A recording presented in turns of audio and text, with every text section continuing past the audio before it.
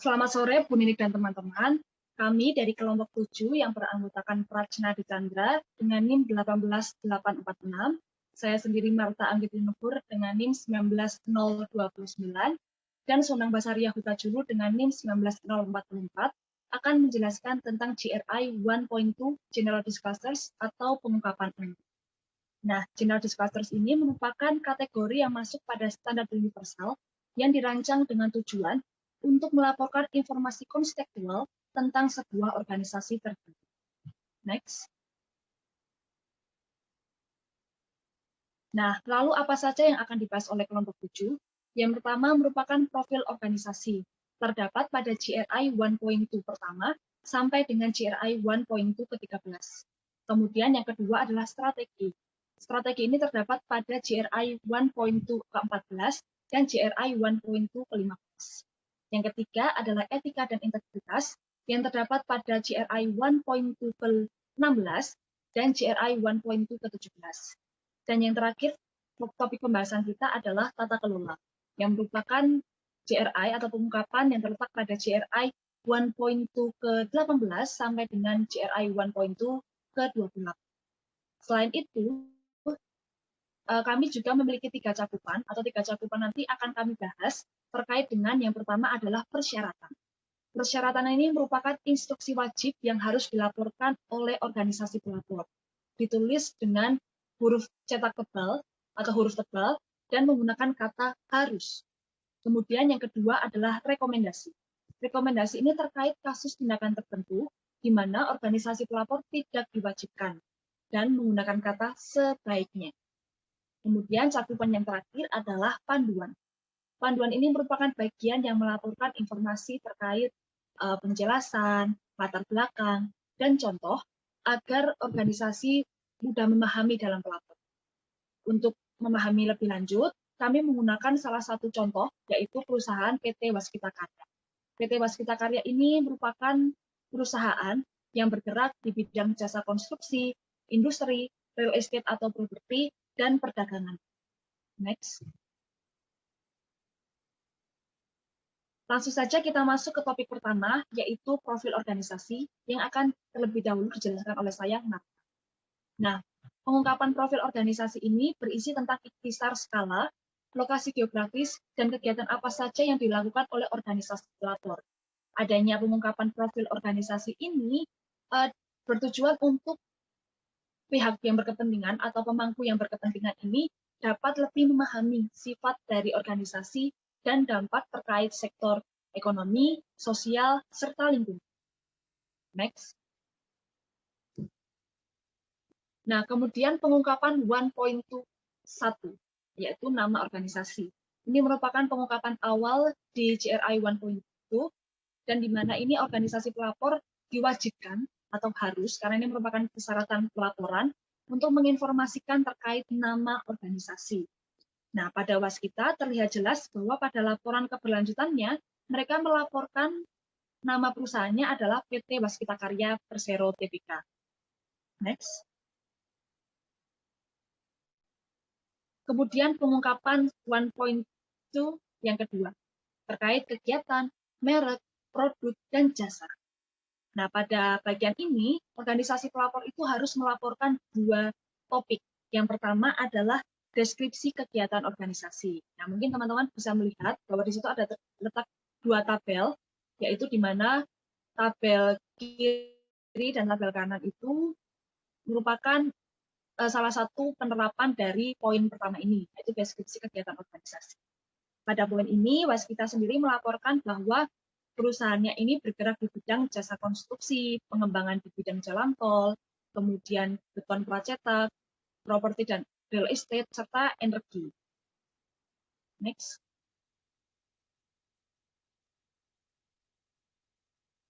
Next. Nah, kemudian yang kedua, persyaratan yang kedua, mungkin teman-teman tadi, maaf sebelumnya,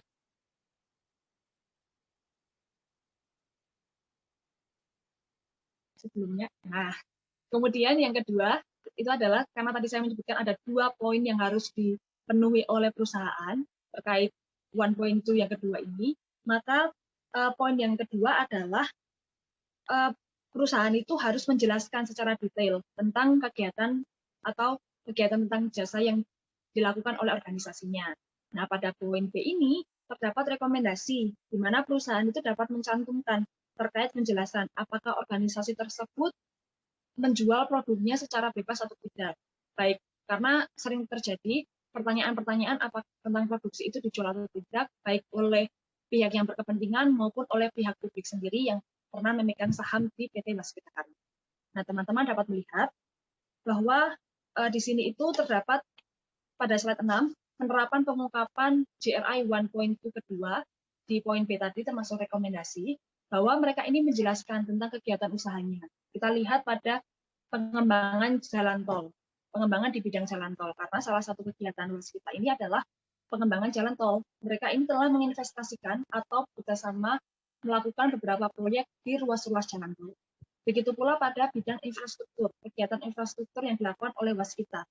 Nah, Waskita sendiri juga bergerak khususnya pada bidang infrastruktur pembangkit listrik tenaga mini hidro atau PLTM yang bekerja sama dengan anak perusahaannya yakni PT Waskita Sangir Energi.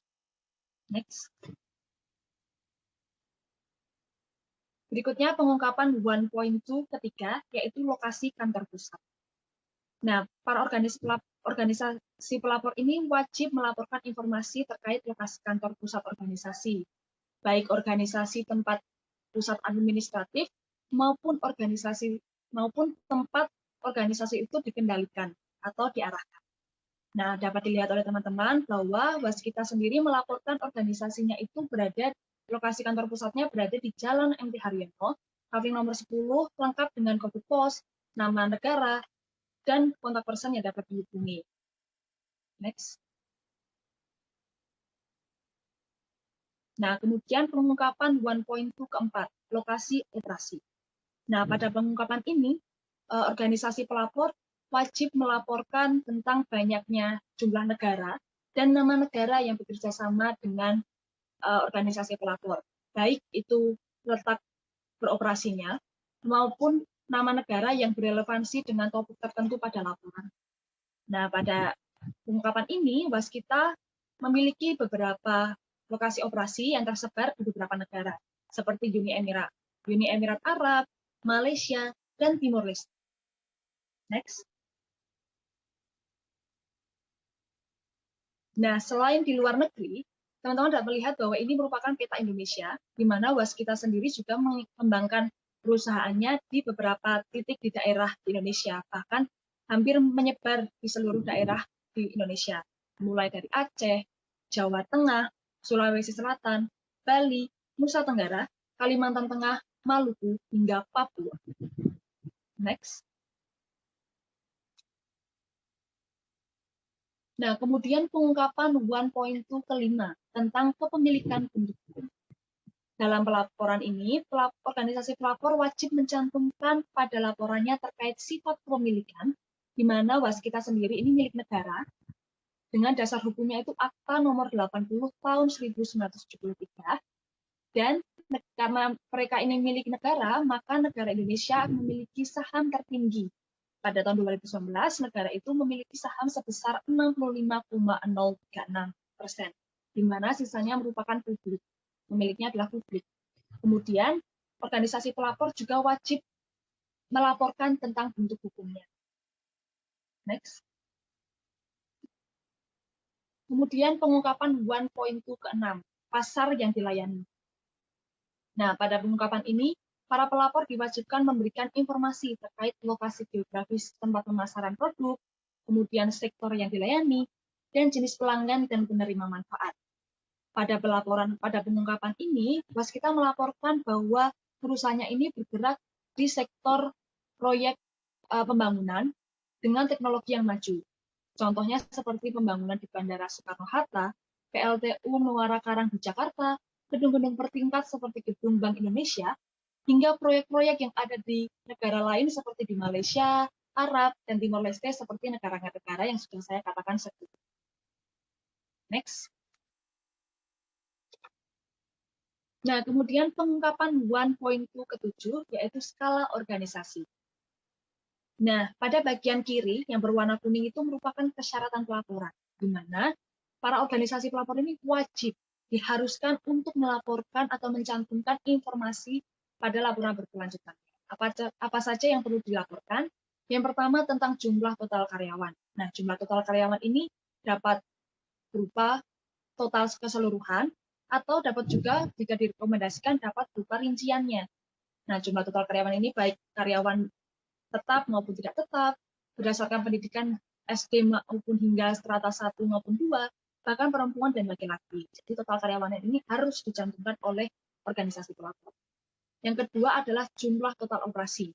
Ketiga adalah penjualan bersih bagi perusahaan atau organisasi milik swasta atau pendapatan bersih bagi organisasi pelapor milik publik. Yang keempat adalah kapitalisasi total atau permodalan, dan yang terakhir adalah jumlah produk atau jasa yang disediakan atau aset.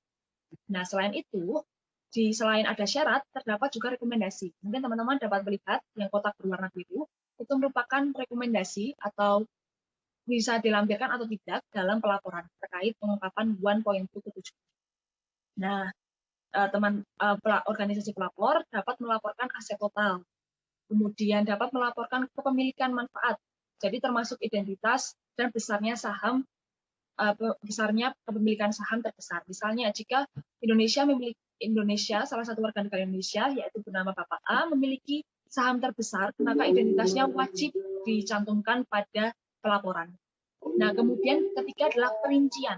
Perincian ini dapat berupa penjualan bersih bagi organisasi yang bergerak di bidang swasta maupun pendapatan bersih bagi milik publik. Nah, berdasarkan itu bisa digunakan, dirincikan, bisa berdasarkan negara atau bisa berdasarkan wilayah. Tapi jika perusahaan ingin langsung secara keseluruhan, itu diperbolehkan, karena ini hanya rekomendasi. Kemudian yang kedua adalah biaya. Biaya ini berdasarkan negara atau wilayahnya. Kalau misalnya biaya tersebut mengambil porsi lebih dari 5% dari biaya bersih, maka dapat dicantumkan. Karena ini rekomendasi, jadi tidak diwajibkan. Begitu pula ketika penjualan atau pendapatan bersih tadi, jika porsinya itu mengambil 5%, maka direkomendasikan untuk dicantumkan. Kemudian yang ketiga adalah jumlah total karyawan berdasarkan negara atau wilayah. Nah, bisa saja tidak hanya berdasarkan jenis kelamin, tapi juga berdasarkan negara atau wilayahnya. Di Aceh berapa, di Pulau Jawa berapa, begitu seterusnya. Next.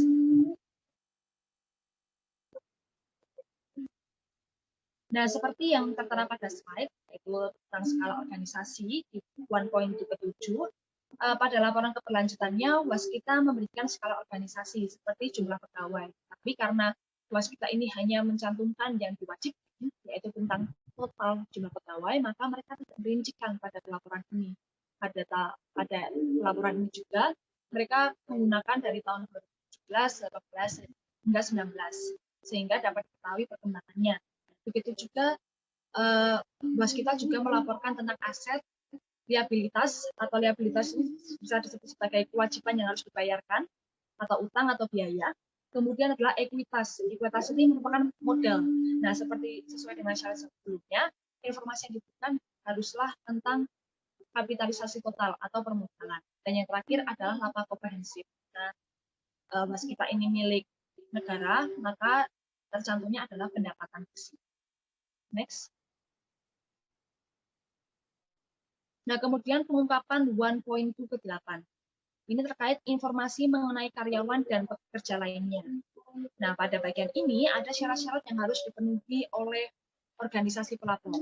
Yang pertama adalah jumlah total karyawan berdasarkan kontrak kerja pegawainya, baik tetap maupun tidak tetap. Jadi itu harus dicantumkan karena ini persyaratan pelaporan.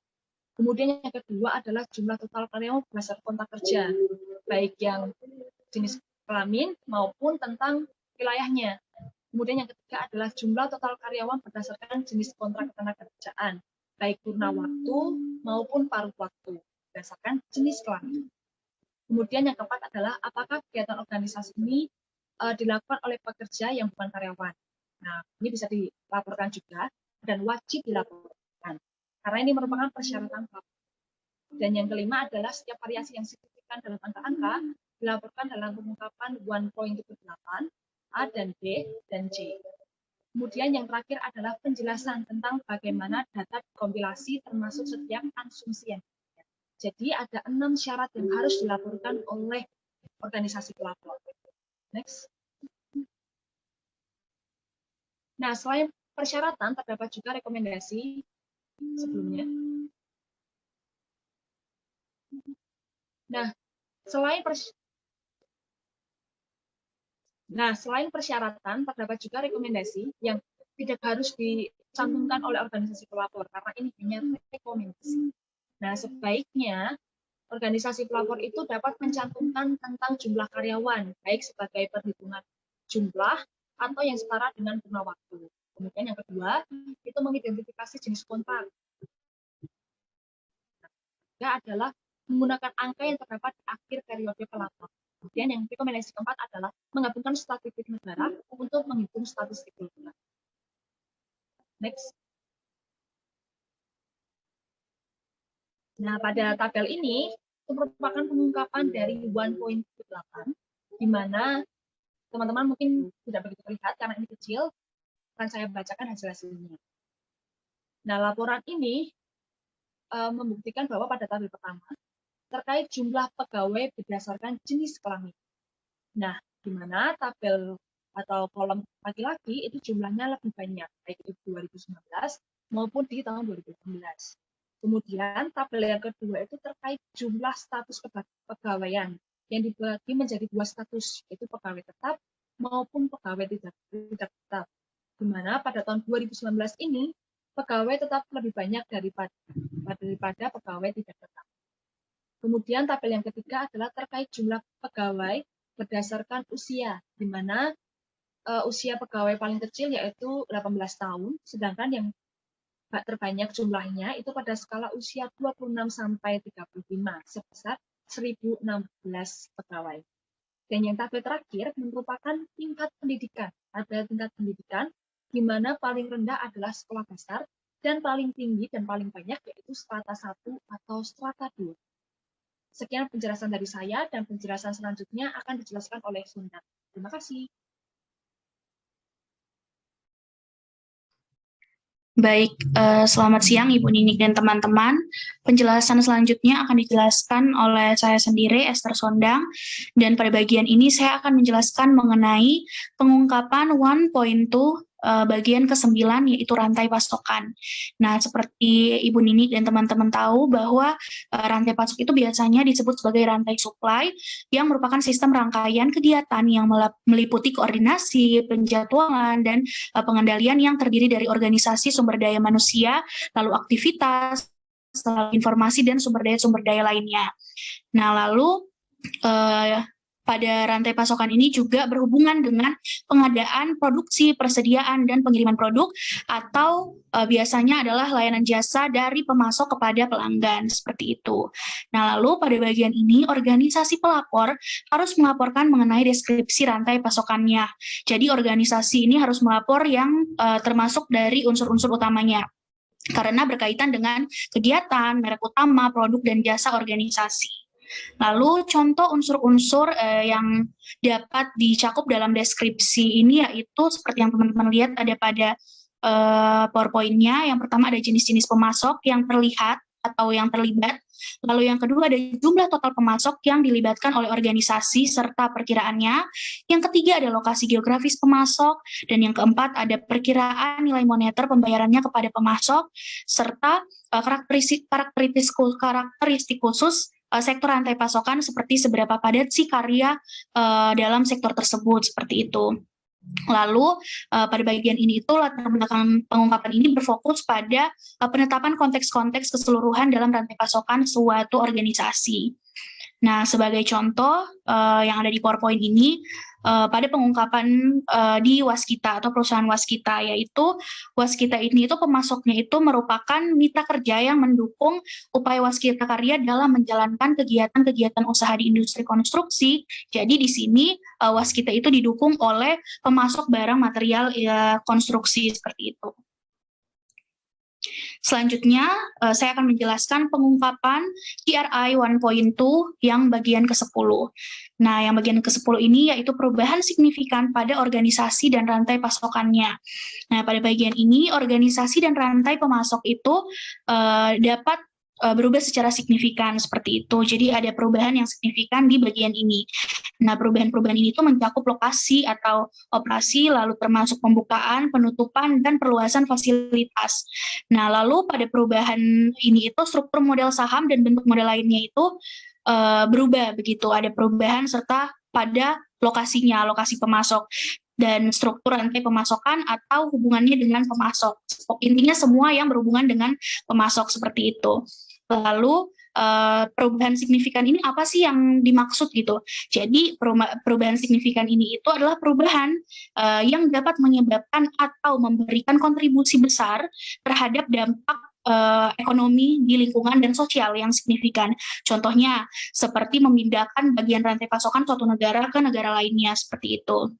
Nah, sebagai contoh, di sini ada penerapan GRI 1.2 yang ke-10 pada waskita. Nah, pengungkapan yang ada pada waskita ini itu, jadi waskita itu melakukan perubahan struktur organisasi yang beredar pada surat keputusan direksi nomor 20 garis miring WK garis miring garis miring SK garis miring WK 2019 yang dilakukan pada tanggal 30 September tahun 2019.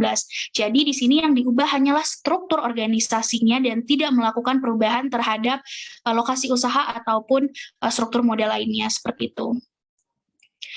Oke, selanjutnya saya akan menjelaskan mengenai pengungkapan GRI 1.2 bagian ke-11 yaitu pendekatan atau prinsip pencegahan. Nah, jadi pada bagian ini organisasi pelapor perlu melaporkan apa dan bagaimana sih organisasi itu menerapkan pendekatan atau prinsip pencegahannya.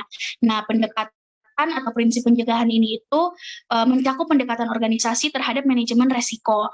Nah, dalam perencanaan operasional ini ketika mengembangkan atau memperkenalkan produk baru itu tuh harus direncanakan gitu operasionalnya. Nah, for your information, pencegahan ini tuh sebenarnya dapat membantu organisasi dalam mengurangi atau menghindari dampak negatif perusahaan terhadap lingkungan seperti itu. Nah, sebagai contoh penerapannya pada waskita, yaitu perusahaan waskita itu selalu melakukan proses identifikasi dan evaluasi yang dilakukan oleh Satuan Pengawasan Internal atau SPI. Nah, selain itu, waskita juga menjalankan fungsi pengawasan terhadap pengendalian upaya mitigasi dan pada tahun 2019 itu seluruh rangkaian itu berjalan secara efektif. Jadi pada tahun 2019 kemarin itu waskita sudah menjalankan penerapan itu seperti itu. Nah, selanjutnya pengungkapan GRI 1.2 yang ke-12, yakni inisiatif eksternal. Jadi, pada pengungkapan ini itu organisasi itu harus melapor piagam-piagam ekonomi dan sosial yang telah dikembangkan secara eksternal. Nah, prinsip-prinsip atau inisiatif lain juga diikuti atau didukung oleh organisasi tersebut. Jadi, piagam-piagam yang sudah didapatkan oleh organisasi-organisasi tersebut itu harus ditampilkan. Nah, jadi dalam bagian ini itu disarankan format pelaporan itu seperti memastikan tanggal pengesahan, lalu di mana negara atau operasi itu diterapkan, dan rentang pemangku kepentingannya itu seperti apa, dan yang terakhir membedakan inisiatif-inisiatif sukarela yang tidak mengikat dengan inisiatif yang wajib dalam organisasi tersebut. Nah, sebagai contoh, pada penerapan pengungkapan GRI 1.2 yang ke-12 ini pada perusahaan waskita. Jadi penerapan pada perusahaan waskita itu berkomitmen dan melakukan penerapan baku yang berlaku dalam bisnis maupun dalam mengukur atau memantau dan mengatur kinerja perusahaan dengan mengikuti standar yang berlaku secara internasional. Oke, next ada pengungkapan GRI 1.2 yang ke-13 yaitu keanggotaan asosiasi.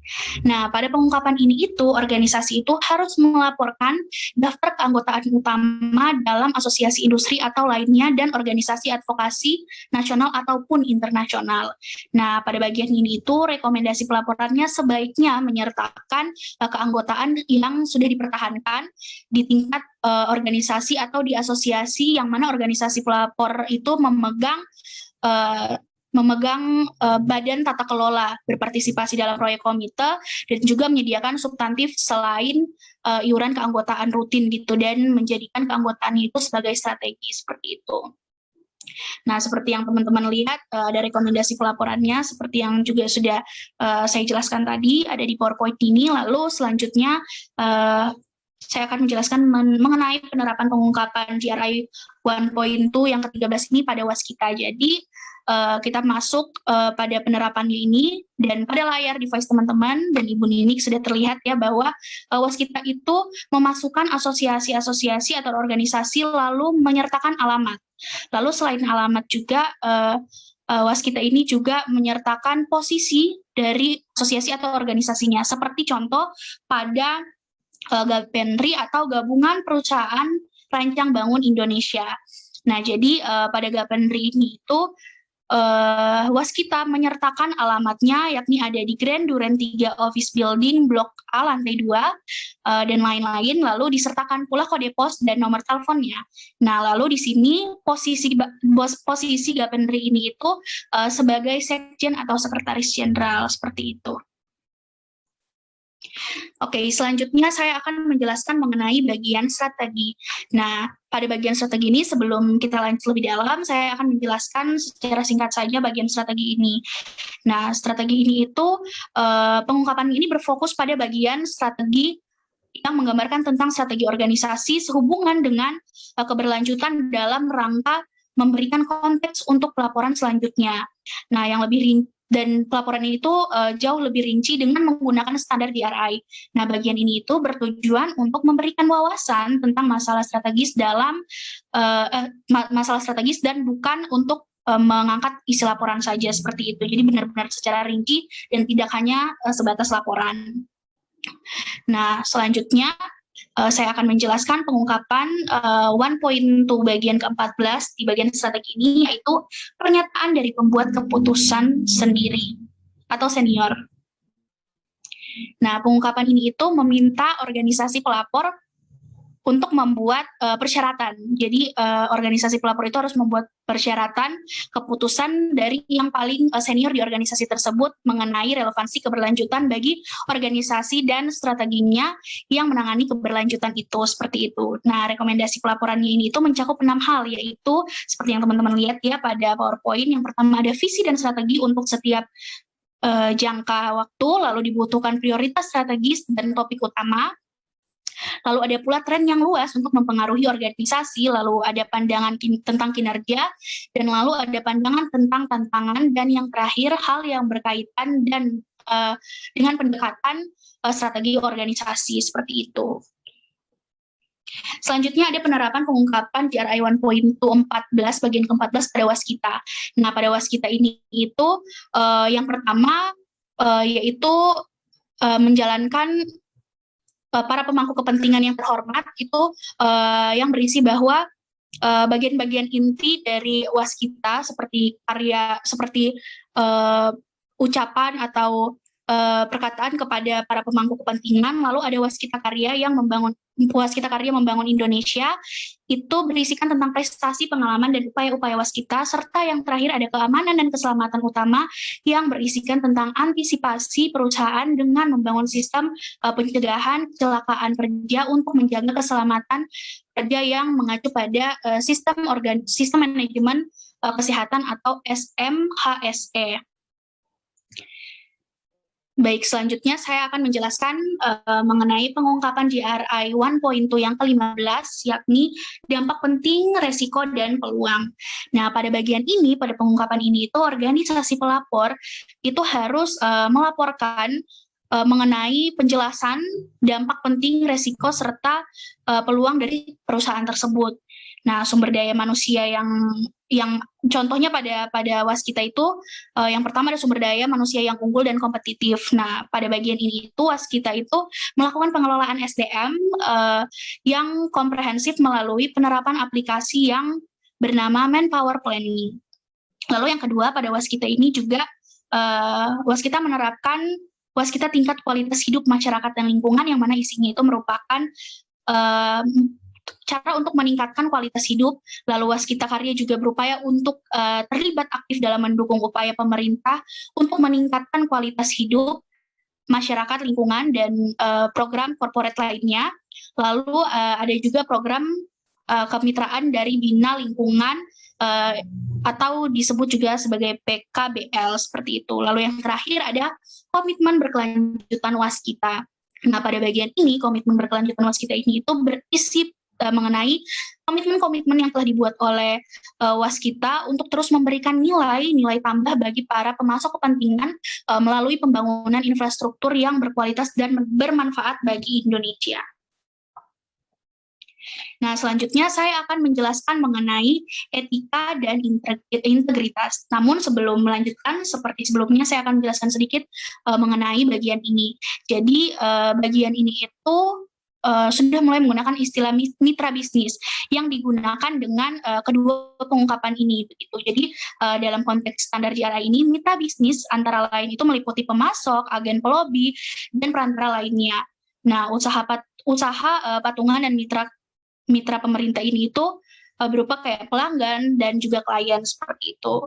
Lalu kita masuk pada pengungkapan GRI 1.2 bagian ke-16 yang dinilai prinsip, standar, dan norma perilaku.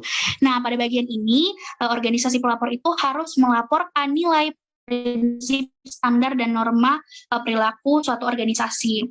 Nah, rekomendasi pelaporannya itu seperti yang ada pada PowerPoint. Yang pertama, bagaimana hal tersebut dikembangkan, lalu dan disetujui. Lalu yang kedua, teratur atau tidaknya perhatian mengenai hal-hal tersebut. Lalu yang ketiga, apakah hal-hal tersebut itu dibaca dan ditandatangani secara teratur. Yang keempat, apakah posisi tingkat eksekutif yang mengurusi tanggung jawab untuk hal-hal tersebut, lalu apakah tersedia dalam berbagai bahasa untuk menjangkau seluruh anggota. Itu untuk rekomendasi pelaporannya seperti itu. Nah, lalu saya akan menjelaskan mengenai contoh penerapan pengungkapan GRI 1.2 yang ke-16 pada Waskita. Jadi contoh penerapannya pada Waskita ini seperti yang terpampang di layar teman-teman ya. Organisasi ini itu menyusun nilai-nilai, prinsip, standar, dan norma perilaku organisasi seperti integrity, terus professionalism, teamwork, excellence, dan lain sebagainya dengan moto yang bisa teman-teman baca pada PowerPoint, yaitu maju dengan karya yang bermutu seperti itu. Nah, selanjutnya adalah pengungkapan GRI 1.2 yang ke-17, yakni perubahan signifikan pada organisasi dan rantai pasokan. Nah, pada bagian ini, organisasi pelapor itu harus mendeskripsikan mengenai mekanisme internal dan eksternal untuk meminta saran tentang perilaku etis dan sah, serta integritas organisasi, dan melaporkan kekhawatiran tentang perilaku yang tidak etis atau melanggar hukum dan integritas organisasi seperti itu. Nah, lalu pada bagian yang ini, bagian ini tuh berfokus pada organisasi yang menyediakan sarana bagi para pemangku kepentingan untuk mendapatkan atau mengenal perilaku etis dan sah serta integritas organisasi atau untuk melaporkan hal-hal lainnya seperti itu. Nah, selanjutnya ini adalah penerapan pengungkapan GRI 1.2 yang ke-17 pada Waskita. Nah, jadi Waskita itu menerapkan penjelasan kode etik, dan ada dua hal lain yang menjadi topik di sini, yaitu dasar kebijakan dan jumlah pelanggaran kode etik beserta sanksi yang diberikan pada tahun 2019, bisa teman-teman lihat di PowerPoint. Lalu selanjutnya ada pula sistem pelaporan, yaitu berisikan tentang dasar kebijakan, dan yang terakhir itu ada elemen pemeliharaan yang terdiri dari 5 hal. Yang pertama itu ada sosialisasi pelatihan berkelanjutan, yang kedua komunikasi berskala, lalu yang ketiga ada penghargaan bagi pelapor, jadi memberikan penghargaan bagi pelapor-pelapor, lalu yang keempat ada pemanfaatan efektivitas dan perbaikan program, lalu yang terakhir ada benchmarking. Jadi seperti itu. Nah, lalu disertakan pula jumlah pengaduan dan tindak lanjutnya pada tahun 2019. Dan inilah contoh penerapan GRI 1.2 yang ke-17 pada perusahaan Waskita. Sekian penjelasan dari saya, selanjutnya akan dijelaskan oleh teman saya, yaitu Chandra. Terima kasih.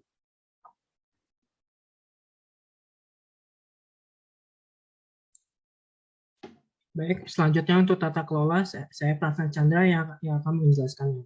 Oke, next. Oke, pada tata kelola ini ada 6 garis besar yang akan dijelaskan. Yang pertama tentang struktur tata kelolanya, peran badan tata kelolanya, evaluasi kinerja, peran badan tata kelolanya, kemudian peran badan tata kelola tertinggi dalam mengevaluasi kinerja ekonomi, lingkungan, dan sosialnya. Yang terakhir ada remunerasi dan insentif. Remunerasi ini adalah upah yang diberikan bagi para pekerja dan eksekutifnya atas kerja-kerjanya. Ini biasanya diberikan dalam bentuk seperti gaji, bonus, dan insentif. Nah, insentifnya ini sendiri ini merupakan hadiah yang diberikan bagi para pekerjanya yang kinerjanya itu sudah melampaui standar yang sudah ditentukan. Oke, next. Oke, pertama untuk pengungkapan GRI 2.2 bagian 18 ada struktur tata kelola. Pada bagian ini yang harus dilaporkan ini adalah struktur tata kelolanya dan kemudian komite yang bertanggung jawab dalam mengambil keputusan mengenai topik-topik ekonomi, lingkungan, dan sosial. Kemudian untuk pengungkapan GRI 2.2 bagian 19 yaitu mendelegasi wewenang. Ini yang harus cantumkan itu adalah proses badan tata kelola tertinggi untuk menunjuk orang yang memiliki wewenang untuk menentukan topik ekonomi, lingkungan, dan sosial. Oke, next.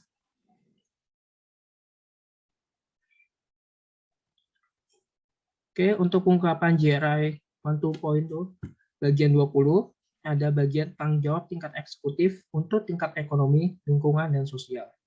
Yang dilaporkan ini adalah apakah organisasi telah menunjuk tingkat eksekutif atau seseorang dengan posisi yang nantinya akan diberi tanggung jawab untuk topik ekonomi, lingkungan, dan sosial. Kemudian, apakah pemegang jabatan itu melapor langsung ke badan tata kelola tertinggi.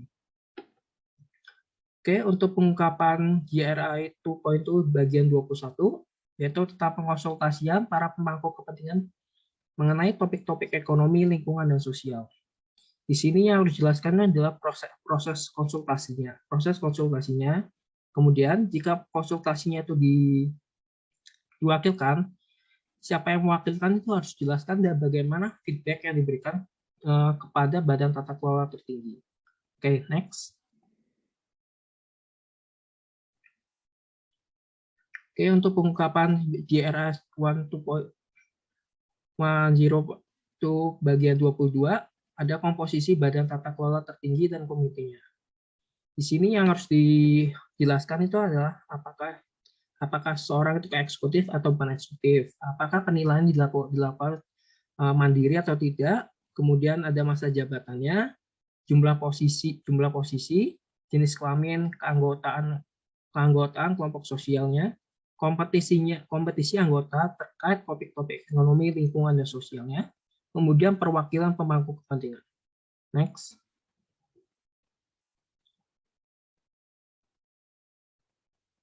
Di sini ada contoh dari penerapan dari GRI 1.2 bagian 18 dan 22 pada waskita. Pada bagian kiri ini ada contohnya dari pengungkapan tata kelola organisasinya.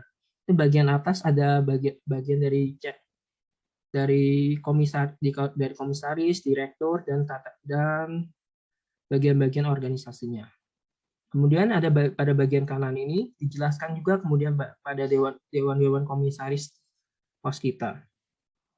Di sini disebutkan nama, jabatan, dan periode jabatan yang berlaku hingga 31 Desember 2019. Oke, next.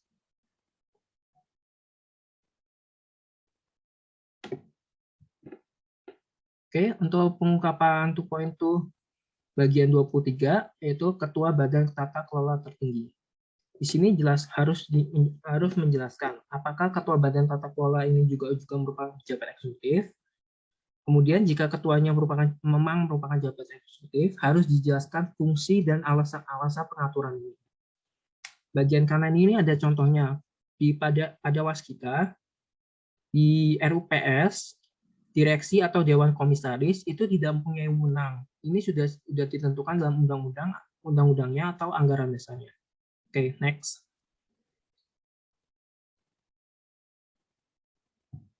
Oke, untuk pengungkapan 2.2 bagian 24, yaitu menominasikan dan memilih badan tata kelola tertinggi, bagian ini harus menjelaskan proses nominasi dan seleksinya. Kemudian kriteria yang digunakan dalam mencalonkan dan memilih anggotanya. Ini minimal yang harus dicantumkan ini adalah para pemangku kepentingannya, keragaman, kemandirian, kemudian keahlian dan pengalaman yang berkaitan dengan topik ekonomi, lingkungan, dan sosial. Ini pada waskita ini sudah dicantumkan pada pedoman bidang tata kelola perusahaan sesuai dengan surat keputusannya keputusan direksi nomor 23-nya.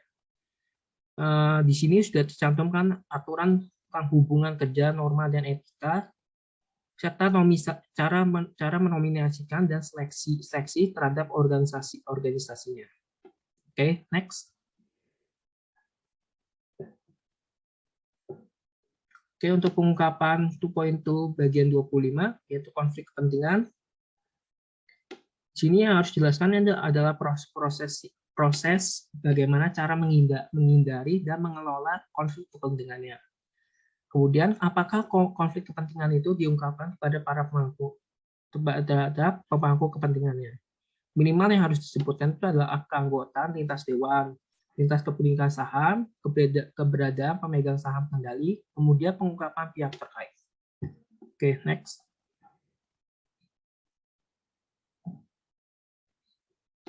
Nah, di sini sudah dicantumkan penerapannya pada waskita. Di sini ada 6 komitmen dari waskita karya. Ini setiap individu dilarang memanfaatkan informasi penting dan rahasia untuk kepentingan pribadi. Kemudian untuk setiap individu perusahaan terkait dengan pengambilan ini, untuk transaksi mengandung potensi benturan kepentingan dilarang mengikuti seluruh tahapan pengambilan keputusan transaksi tersebut. Mungkin hal ini dilakukan untuk menghindari inside trading. Oke, untuk komitmen ketiga, antara jajaran komisaris dan direksi dilarang milik hubungan keluarga, yang kemudian melarang secara tegas penggunaan aset maupun pemberian sumbangan dalam bentuk apapun kepada partai politik. Kemudian selanjutnya tidak memberikan donasi kepada partai politik. Hal-hal ini dilakukan untuk menghindari pengaruh politik. Kemudian mengakui hak setiap para pekerja untuk menyalurkan aspirasi masing-masing. Oke, next. Oke, untuk GRI 1.10 bagian 26, yaitu peran badan tata kelola tertinggi dalam menentukan tujuan, nilai-nilai, dan strategi. Ini yang harus dilaporkan ini, apakah peran badan ini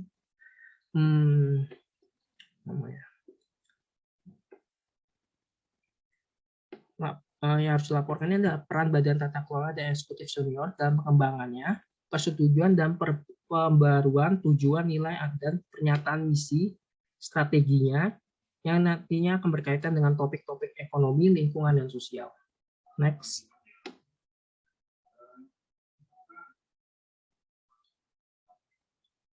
Oke, untuk pengungkapan 102 bagian 27, yaitu pengetahuan kolektif badan tata kelola tertinggi. Ini cantumkan langkah yang diambil bagi badan tata kelola tertinggi untuk mengembangkan diri untuk topik-topik ekonomi. Untuk waskita ini badan tata kelola tertingginya semuanya mengambil seminar tentang pemberantasan korupsi di Indonesia yang diadakan di Jakarta pada 12 November 2019. Oke, next.